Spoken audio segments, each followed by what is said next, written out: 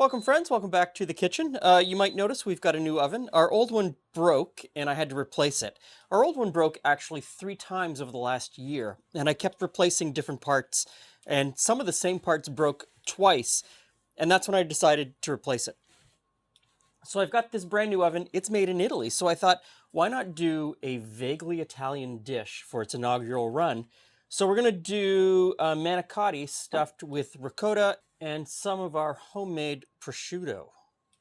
So I've got some olive oil heating up in this pan over sort of a medium heat. I'm going to stick these strips of prosciutto in there. And we're just going to crisp them up a little bit and get some of that flavor into the oil for the sauce. Okay, so this is crisped up. I'm going to take it out of the pan. It has added a lot of flavor to the oil that's going to be left in the pan. And this prosciutto is going to be put on top of the manicotti before it goes in the oven. So I'm just going to set that aside. Into this pan, I'm now going to put some onions. And I just want to saute these onions until they're softened. I don't really want to brown them at all. I just want to soften them. Okay, looking good. So going to crush in 1 clove of garlic. Stir that in just until it's fragrant.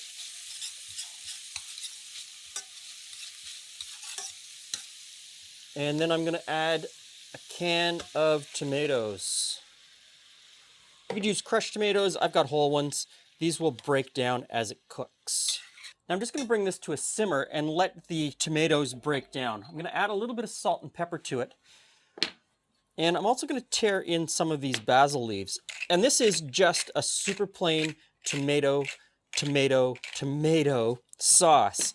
We're not looking to build too many flavors in the sauce because all of the flavors are going to be inside the manicotti.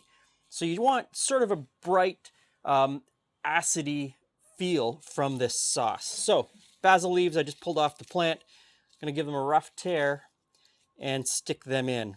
And I'll just let this sauce simmer for about 20 minutes while I get everything else ready to go. Okay, moving on.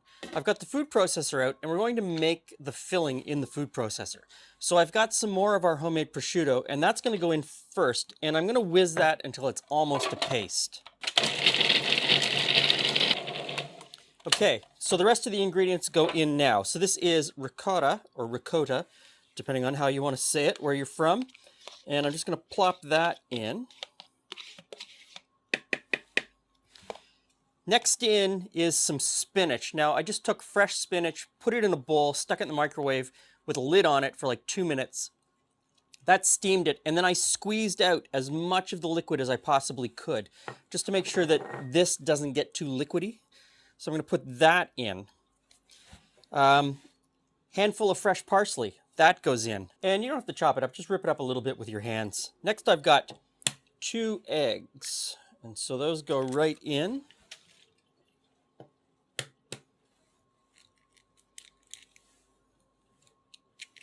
And I've got some fresh mozzarella, so I'm just going to rip off a piece of that and stick it in as well. And then I'm going to grate in some Parmesan. And then we just whiz this up to combine. Filling is ready. The sauce is ready. And I've got a pot of salted hot water boiling away here. So I'm going to take the manicotti and we're going to boil it. I'm only going to put in, I think, 4 or 5 at a time, so that I don't overcook them and I don't have them hanging out too long before I fill them. So, into the water. There we go, let's go 5. Okay, while those are bubbling away, I'm going to fill up this pastry bag with the filling. I go back and forth between trying to spoon it in and putting it into a pastry bag. And I think this time I'm going to go pastry bag. So, fill it up. And I know I could put this in a glass and it would be so much easier. And the glass would hold it upright and I wouldn't be, struggling with it. It's just not who I am. You should know that by now. So I'm going to put this in. The manicotti is probably almost done. You don't want to overcook it. You don't want it to be too soft. It will cook in the oven. So let's get a move on. Okay, a scoop of sauce into the bottom of the pan just to lubricate everything. This is nice and chunky. That's the way I like it. If you wanted it smoother, start with tomatoes that are already crushed or use an immersion blender. I think these are cooked. Just enough. So they're still too hot to handle. I'm gonna put them on this plate and let them cool a little bit before I start to fill them. Okay, let's see.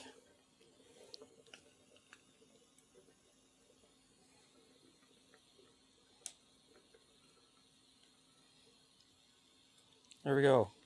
One manicotti.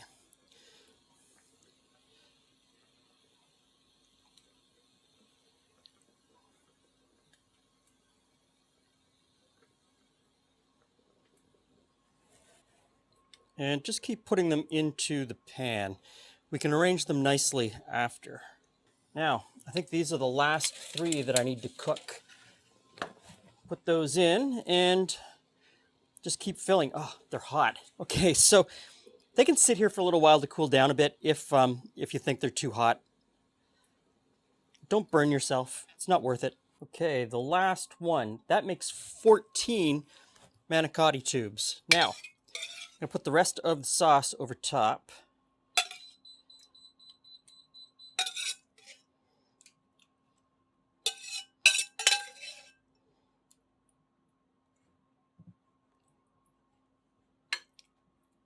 And then I'm going to take some of that fresh mozzarella that we didn't use in the filling, and I'm going to spread that over top. And if you're using the drier pizza mozzarella, it's called when you see it at the supermarket, it's a harder ball. Just grate it on. It'll be fine. So now that I've got this on, I'm going to put on the prosciutto that we fried up in the pan at the start. So it's a little bit crispy. It'll be quite nice after this is all baked together. Add a layer of flavor. And then I'm going to grate on a little bit more parm. You don't have to use parm. If you want to use pecorino, that would give a really nice flavor to this as well. Any sort of hard aged cheese that you like the flavor of, go ahead and use it. After all, you're the one eating it. Make it the way you like it. So now that I've got this on, I'm going to put a lid on it. The oven is preheated. I'm going to stick it in the oven for about 20 minutes. Hey, Glenn. Hey, Jules. I see supper is ready. So, an Italian-ish meal for the first cook in our Italian oven. Oh, how very apropos. So it's a manicotti with spinach, a bunch of different cheeses, and our own prosciutto. Oh, perfect. So it might be a little hot still because it just came out of the oven. Physically hot. Physically okay, hot. Good to know. That can sometimes be a problem, and there's no grace when No. trying to eat it. Now, I see, is there a lot of spinach, or is it just enough to make it green? Because I like spinach. It was about 250 grams of spinach, So a decent amount. which seems like a big bag until you cook it, and then it and then it cooks down to almost nothing. I'm not going to do it. I'm going to wait. So it's hot. Okay. It's hot. But I'm going in for another bite. It is. It's a savory cheesecake inside some pasta with some tomato sauce on the outside. It's a savory cheesecake inside pasta. Yeah. Because you've got cheese, you've got egg. That's a cheesecake. I know, but it's just a funny statement. Mm-hmm. I've stuffed some cheesecake. Okay, so I've made the savory cheesecake, and I've stuffed it inside some pasta and thrown on some cheese. It's really good. I really like that. I do like it as well. It is very good. I like the spinach. I like spinach a lot. So I could have put in a lot more prosciutto.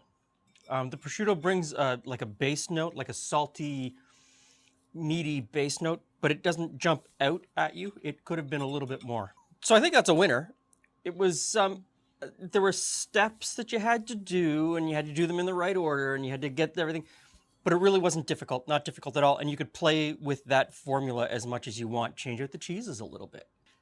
Use a different green. If you don't like spinach and you want to use a different green, you could use Swiss chard. You could use, I mean, if you whatever like, makes you happy. if kale makes you happy, you could put kale in there. I'm not. Heck, you could put grated carrot in there. You could. So this may not be truly Italian. It's Italian-ish.